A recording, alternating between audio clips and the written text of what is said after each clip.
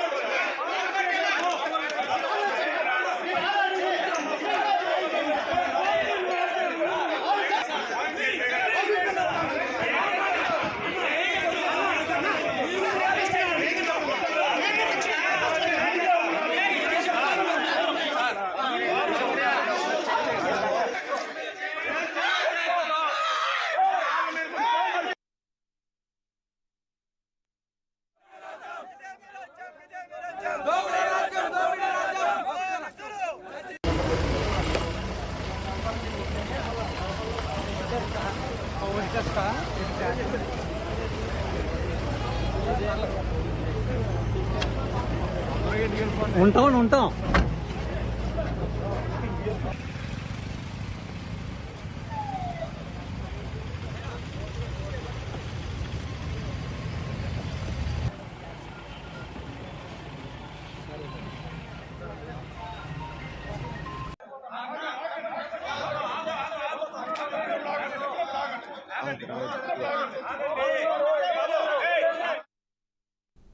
Chandragiri TDP MLA అభ్యర్థి పులివర్తి నానిపై హత్యాయత్నం జరిగింది. పద్మావతి మహిళా యూనివర్సిటీలోని స్ట్రాంగ్ రూమ్ దగ్గర ఘటన జరిగింది.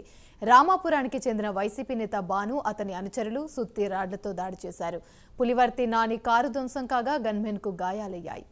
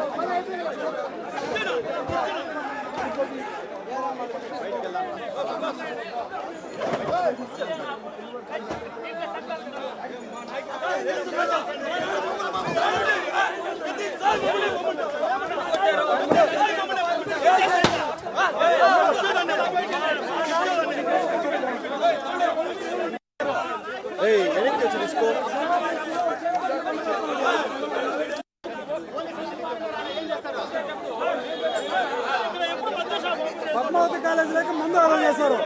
వీళ్ళు ఏం చేస్తున్నారు? రికార్డ్ అవుతుంది. మొత్తం అన్ని